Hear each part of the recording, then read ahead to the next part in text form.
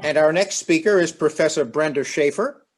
She's a foreign policy and international energy specialist.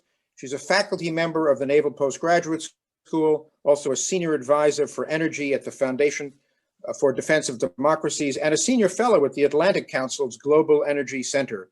Professor Shaffer is the author of several books, including Energy Politics, which is used as a textbook in over 200 university courses around the globe. She has given testimony to several committees of the US Congress and to the European Parliament.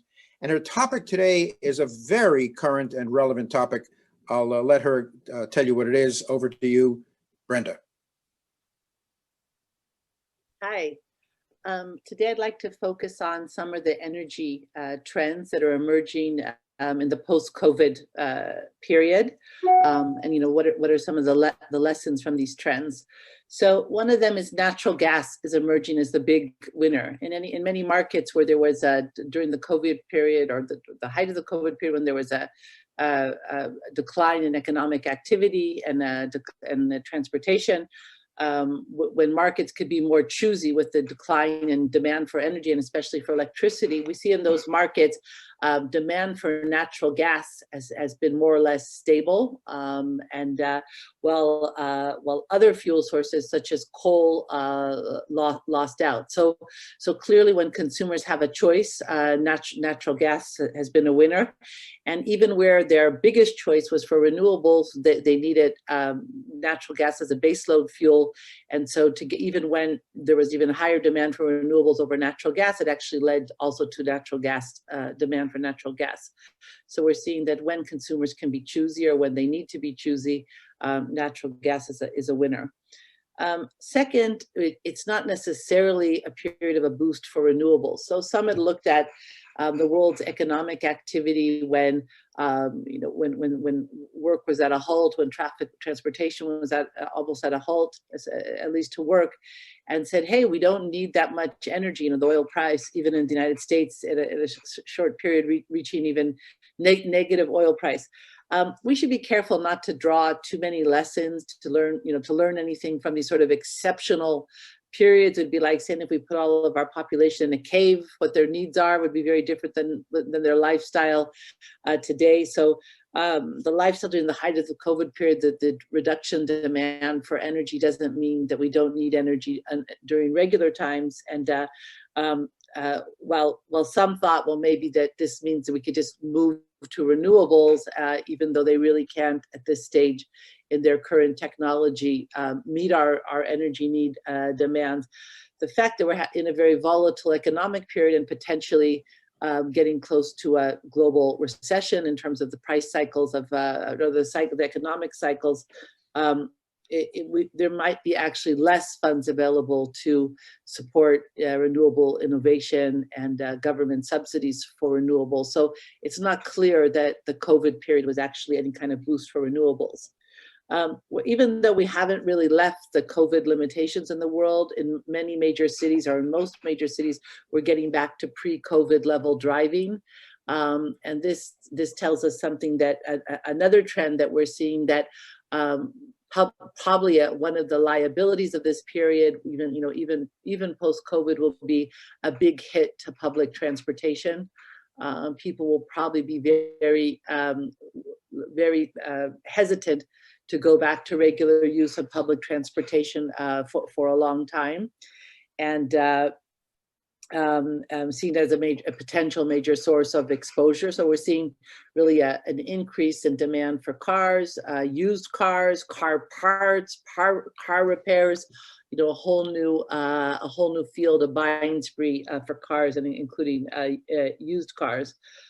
So we perceive that even now, before we've really truly left the COVID limitations, driving almost returning to normal. You feel it in the traffic on the way to different events, on the way to different places you're going, and there will be this hit for public transportation.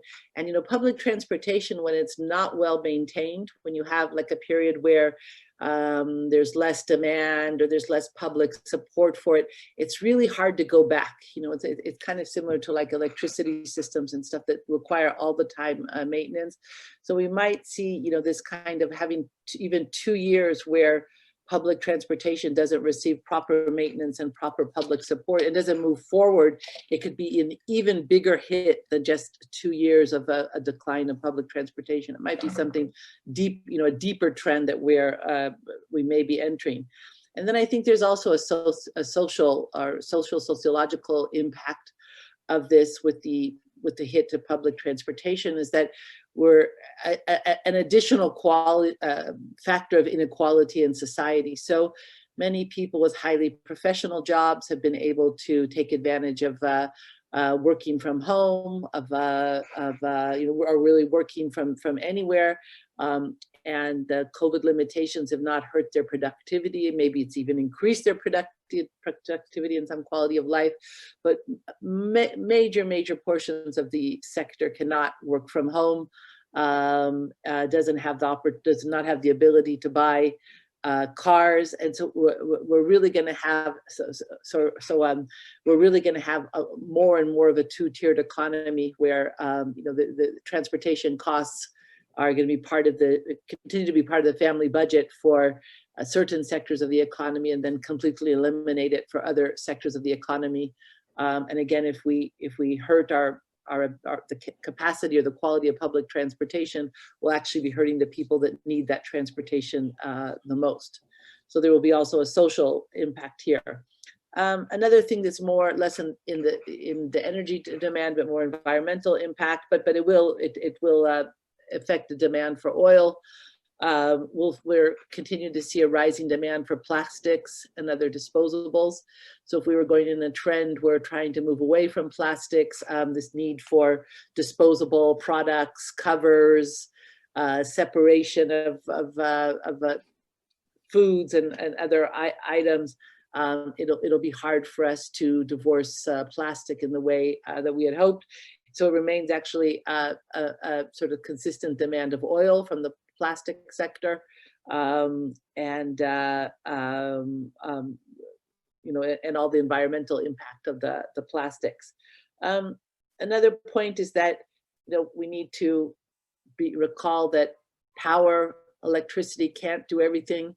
And despite the enthusiasm in so many markets just to put it on electricity, that somehow the minute it's on electricity, even though you might be making your electricity from coal or nuclear or not a variety of fuels,